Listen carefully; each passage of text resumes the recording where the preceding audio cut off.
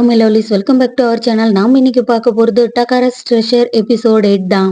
Episode 8 பார்க்கறதுக்கு முன்னாடி episode 7 லாஸ்ட்ல என்ன நடந்துச்சுன்னு சொல்லிட்டு ஒரு குட்டி ரீகேப் பார்த்துட்டு வந்தாதான் கதையோட கண்டினியூஷன் புரியும். டக்காரா என்னதான் டைச்சின் கூட நார்மலா இருந்தாலுமே டைச்சினோட மனசுல என்ன தோணுதுன்னா, சீனியரோட தகுதிக்கு என்னோட தகுதிக்கு இனி வச்சா கூட எட்டாது, நான் அவருக்கு கரெக்டான பேரா இருப்பனான்னு சொல்லிட்டு தனக்குள்ளேயே இன்ஃபீரியாரிட்டி காம்ப்ளெக்ஸ் வந்திருக்கும். அதோட அந்த எபிசோட் முடிஞ்சிருக்கு. இந்த எபிசோட் ஸ்டார்டிங்லேயே டக்காராவோட ஃபேவரட்டான ஷாப்புக்கு தான் வந்திருக்கான் டைச்சின். அவனோட ஃப்ரெண்டு வாய வச்சுக்கிட்டு அமைதியா இல்லாம அதை வாங்கி இதை வாங்கன்னு சொல்லிட்டே இருக்கான். சரி ஓகே, நான் வாங்கிட்டு வந்துடுறேன்னு சொல்லிட்டு டைச்சின் காலை கட் பண்ணிட்டு அவனோட ஃப்ரெண்டு சொன்ன டீட்டெயில் எல்லாமே கடைக்காரன் கரெக்டா கேட்டதுனால கேட்கறதுக்கு முன்னாடியே கரெக்டா எடுத்து கொடுத்துட்டான். ஒரு பீக்கர்ல பயங்கரமா சூப்பரான ஸ்மெல் வருது. ஆக்சுவலி அது டக்காரோட ரூம்ல இருந்த மாதிரி இவனுக்கு தோணுது.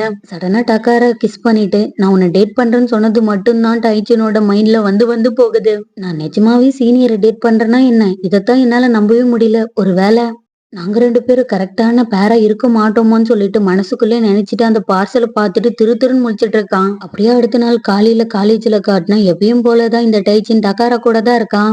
நான் நேத்து மயேசாவோட ஷாப்புக்கு ஷாப்பிங் பண்ண போனேன்னு சொல்லிட்டு இருக்கான் டைச்சின். ஓ, நீ ஷாப்பிங் வேற போனியான்னு டக்காரா கேட்க, ஆமா உங்களோட ரூம்ல ஸ்டோன்ல இருந்து ஸ்மெல் வந்துச்சுல்ல, அதை வாங்குறதுக்காக தான் நான் போனேன்னு சொல்லிட்டு இருக்கான். ஓ, நீ டிவிசரை பத்தி தான் பேசுறியான்னு டக்காரா கேட்க, ஓ ஆமா அதுதான், எனக்கு அதுலயும் இன்ட்ரெஸ்ட் இருக்குதுன்னு சொல்லிட்டு இருக்கான் டைச்சின். ஓ அது கூடவா, எனக்கு ஒருத்தர் கொடுத்தாங்க பர்த்டேக்காக, ஆனா யார் கொடுத்தாங்கன்னு சரியா ஞாபகம் இல்ல, அதை இங்கவே வச்சுட்டு போன சடனா ரூம்க்கு எடுத்துட்டு போயிட்டேன்னு சொல்லிட்டு இருக்கான். இதை கேட்டதோடனே டைச்சினுக்கு ஒரு மாதிரி ஆயிடுது. 2 பேருமே நடந்து போயிட்டே இருக்காங்க. சடனா டைச்சின் நின்னுடுறான். சடனா உனக்கு என்னாச்சு, உன்னோட ஃபேஸ் எதுக்காக இந்த மாதிரி வச்சிருக்கேன்னு டக்காரா கேட்க, ஒருவேளை நான் உங்களுக்கு சூட் ஆகாம இருப்பனோ, நீங்க ரொம்ப ஸ்டைலிஷா இருக்கீங்க, பியூட்டிஃபுல்லா இருக்கீங்க, கியூட்டா இருக்கீங்க, ஹேண்ட்ஸமா இருக்கீங்க, உங்ககிட்ட இருக்கிற திங்ஸ் எல்லாம் உங்களுக்கு ஏத்த மாதிரி தான் இருக்குது, அதனாலதான் எனக்கு இந்த மாதிரி தோணுது. ஒருவேளை நம்ம 2 பேரும் பிரேக்கப் பண்ணிக்கிட்டா உங்களுக்கு ரொம்ப அன்கம்ஃபர்டபுளா இருக்குமா இல்ல கம்ஃபர்டபுளா இருக்குமா, என்னால இதே மாதிரி திங்க் பண்றதை நிறுத்தவே முடியலன்னு டைச்சின்னு சொல்ல, இங்க பாரு, நம்ம 2 பேரும் டேட் பண்ணும்போது 2 பேருமே 100% கொடுக்கணும், புரியுதா? இது பிகினிங். நம்ம 100% ஆகுற வரைக்குமே நம்மளோட உண்மையான லவ் ட்ரை பண்ணணும்னு சொல்லிட்டு இருக்கான் டக்காரா. ஆனா நம்ம 2 பேருக்கும் சூட் ஆகாதுன்ற விஷயத்த மட்டும் என்னால திங்க் பண்ணாம இருக்கவே முடியலன்னு சொல்லிட்டு இருக்கான் டைச்சின். நம்ம சூட் ஆகுவோமோ இல்லையோன்றது எனக்கு கவலை கிடையாது, நான் அதை பத்தி நினைச்சதும் கிடையாதுன்னு சொல்லிட்டு இருக்கான் டக்காரா. அப்படின்னா நீங்க என்ன 100% லவ் பண்ற வரைக்குமே நான் ட்ரை பண்ணிட்டு தான் இருப்பேன் டைச்சின்னு சொல்ல, நீ எல்லாம் என்னோட உடம்புக்குள்ள ஓட்டின வியாதி மாதிரி, என்னால இதுக்கு மேல எதுவுமே முடியாதுன்னு சொல்லிட்டு இருக்கான். அப்படின்னா நான் முடிஞ்ச அளவுக்கு ட்ரை பண்ணட்டுமா, அப்படின்னா நம்ம இப்போ ஸ்டார்டிங்ல இருக்கிறோமான்னு கேட்டுட்டு இருக்கான் டைச்சின். ஆமா, அத பத்தி எனக்கு தெரியல, ஆனா ஃபியூச்சர்ல என்ன நடக்க போதோ அதுவும் தெரியல, மேபி நம்ம 10%ல இருக்கலாம், அப்படி இல்லைன்னா 5 கூட இருக்கலாம்னு சொல்லிட்டு இருக்கான் டக்காரா. என்னால இதுக்கு மேல முடியாது, நான் கிவ் அப் பண்ண போறேன்னு சொல்லிட்டு இருக்கான் டைச்சின். நம்ம 2 பேருமே சேர்ந்து ஒன்னா போகலாமா, நெக்ஸ்ட் வீக் ஹாலிடே வருதுல, உனக்கு எந்த இடம் பிடிச்சிருக்குதோ அந்த இடமே ஓகே, நான் இங்கிருந்து கிளம்புறேன்னு சொல்லிட்டு டக்காரா அங்கிருந்து கிளம்பிடுறான். அடுத்த வாரம் நாங்க 2 பேரும் போக போறது டேட் தான் சொல்லிட்டு பைபிள்ல மனசுக்குள்ள ஆனந்தமே தாண்டவம் ஆட ஆரம்பிச்சிருச்சு. டைச்சின் அடுத்த நாள் கிளாஸுக்கு போனாலுமே அவனோட மைண்ட் ஃபுல்லா டக்கார சொன்னது மட்டும்தான் ஓடிட்டே இருக்குது. எமிரியோட பாய் ஃப்ரெண்ட் அக்கீராவுக்கு பர்த்டே வரப்போகுது, அதனால நீங்க 2 பேரும் எங்க போறீங்கன்னு சொல்லிட்டு எல்லாருமே கேட்டுட்டு இருக்காங்க. நாங்க 2 பேருமே எப்பவுமே அக்கீராவோட ஃபீல்டு ட்ரிப்புக்கு தான் போயிட்டு இருக்கோம், அதனால நாங்க என்ன பண்ண போறோம்னா அம்யூஸ்மெண்ட் பார்க் போக போறோம்னு சொல்லிட்டு இருக்கா. இதை கேட்டதோட இனிமே இவங்க எல்லாம் சிரிக்கவே ஆரம்பிச்சிடுறாங்க. டைச்சின் எங்க போலாம்னு சொல்லிட்டு மனசுக்குள்ள யோசிச்சுட்டே இருக்கான். இன்னொரு பக்கம் கிளப்ல காட்டினா டக்காரா அவனோட ஃப்ரெண்டு கூட இருக்கான். ஏ டக்காரா, அடுத்த வாரம் என்னோட பர்த்டே வரப்போகுது, என்னோட கேர்ள் ஃப்ரெண்ட் கூட தான் நான் என்ஜாய் பண்ண போறேன்னு சொல்லிட்டு இருக்கான். இது எல்லாருக்குமே தெரிஞ்ச விஷயம் தானே, ஹாப்பி பர்த்டேன்னு சொல்லிட்டு இருக்கான் டக்காரா. டே, எப்படா நீ உன்னோட தாத்தா கூட போய் இருக்க போறேன்னு கேட்டுட்டு இருக்கான். இப்போ வரைக்குமே நான் அதை பத்தி திங்க் பண்ணவே இல்லைன்னு சொல்லிட்டு டக்காரா அவனோட வேலையை செஞ்சுட்டே இருக்கான். இன்னொரு பக்கம் டைச்சினை காட்டான். 2 பேரும் எங்க போலான்னு சொல்லிட்டு புக்கெல்லாம் படிச்சு பார்த்துட்டு ஃபைனலா நெட்ல தான் சர்ச் பண்ணிட்டு இருக்கான். அதுல ஒரு பர்டிகுலரான ஏரியாவுல டிஃப்ரெண்டான பேர்டு இருக்குதுன்னு சொல்லிட்டு வருது, அதுவே பார்க்க போலான்னு சொல்லிட்டு முடிவு பண்ணிட்டான். டைச்சின் பிளான் பண்ண மாதிரி வீக்கெண்ட் ஹாலிடேவும் வந்துருச்சு. நாம இன்னைக்கு பேர்டை தான் பார்க்க போறோம், இந்த பேர்டை பத்தி இந்த புக்ல எல்லாத்தையுமே போட்டிருக்குது, அதுக்கப்புறம் நம்ம இதைத்தான் சாப்பிட போறோம்னு சொல்லிட்டு ஒரு கைடை எடுத்து கொடுத்துட்டு இருக்கான். சரி ஓகே, இந்த காட்டுல அது எங்க இருக்குன்னு சொல்லிட்டு ஒரு கம்பளத்தை விரிச்சு போட்டுட்டு 2 பேருமே உட்காந்துட்டாங்க. சொல்ல போனா டக்காரா படுத்துட்டான். டைச்சின் தான் அமைதியா இல்லாம அந்த பறவை வருமா வருமான்னு சொல்லிட்டு பைனாக்குலர் வச்சு பார்த்துட்டு இருக்கான். அமன், நீ அதை கண்டுபிடிச்சிட்டியான்னு கேட்டுட்டு இருக்கான் டக்காரா.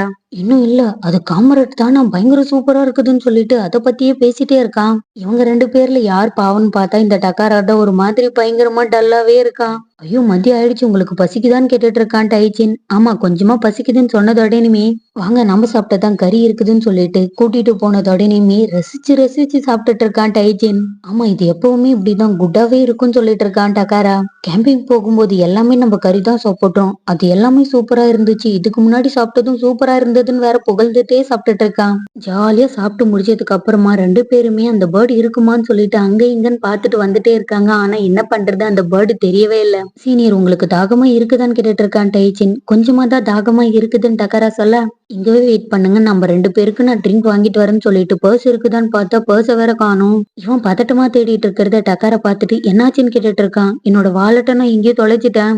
பார்க்ல தொலைச்சனா இல்ல நாம நடந்து வந்த வழியில தொலைச்சனா இல்ல சாப்பிட்ட இடத்துல தொலைச்சனான்னு எனக்கு தெரியலன்னு சொல்லிட்டு இருக்கான். 2 பேருமே ஒன்னா போன இடத்துக்கெல்லாம் போய் பாக்குறாங்க. அந்த இடத்துலயும் இல்ல. அங்க இருக்கிற ஆளுங்க கிட்ட கேட்டாலுமே கிடைக்கல. சீனியர் ஐம் ரியலி சாரின்னு சொல்லிட்டு இருக்கான் டைச்சின். இப்ப எதுக்காக சாரி கேக்குற வா நம்ம போய் தேடலாம்னு சொல்லிட்டு ஒரு இடத்துல உட்கார வச்சுட்டேன். போலீஸ் ஸ்டேஷனுக்கு கால் பண்ணி பர்ஸ் ஏதாச்சும் கிடைச்சதா யாராச்சும் கொடுத்தாங்களான்னு கேட்டுட்டு இருக்கான். ஆனா யாருமே கொடுக்கலன்னு வேற சொல்லிடுறாங்க போலீஸ் ஸ்டேஷன்லயும். டக்கரா தனக்காக இந்த மாதிரி கஷ்டப்படுறத பார்த்ததோடனே டைச்சினுக்கு ஒரு மாதிரி ஆயிடுது.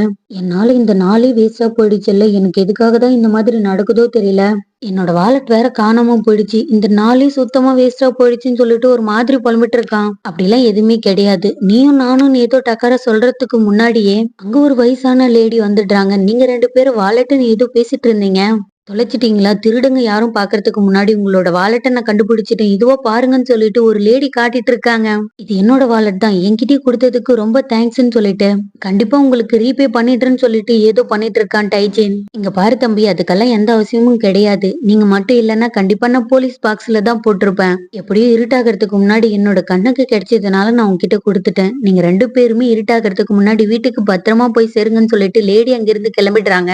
டகாரா 2 பேருக்குமே சேர்த்துதான் ட்ரிங்க் வாங்கிட்டு வந்திருக்கான். எதுக்காக நீங்க என்கிட்ட கைண்டாவே நடந்துக்கிறீங்கன்னு கேட்டுட்டு இருக்கான் டைச்சின். எதுக்காக இந்த மாதிரி கேக்குறேன் டக்காரா கேட்க, ஏன்னா உங்களை என்னால சந்தோஷமாவே வச்சுக்க முடியல. நான் உங்களை சந்தோஷமா பாத்துக்கணும்னு தான் இந்த இடத்துக்கு கூட்டிட்டு வந்தேன். அதுவே என்னால முடியல. என்னால இந்த நாள் உங்களுக்கு வேஸ்டாவே போயிடுச்சுல்ல. நான் எதுக்காக தான் இந்த மாதிரி இருக்கணும் எனக்கே தெரியல. அந்த ப்ளூ டெயில் பேர்டு இருக்குதுல பயங்கர குட்டியோண்டு அழகா இருக்கும். அதோட வால் கூட ப்ளூவா இருக்கும். நீங்க பாக்கணும்னு ஆசைப்பட்டேன். அது ரொம்ப அழகா இருக்கும். நீங்களும் அத பார்த்திருந்தா இன்னும் சூப்பரா இருந்திருக்கும். நம்ம 2 பேரும் சேர்ந்து ஒண்ணா பார்க்கணும்னு நினைச்சு நான் எவ்வளவு சந்தோஷமா இங்க வந்தேன். ஆனா நம்மளால அத பார்க்கவே முடியல. எல்லாமே வேஸ்டா போயிடுச்சுன்னு புலம்பிட்டு இருக்கான். உன்கிட்ட உண்மையை சொல்லணும்னா நான் இங்க பறவைய பார்க்கறதுக்கு வரவே இல்ல தெரியுமா?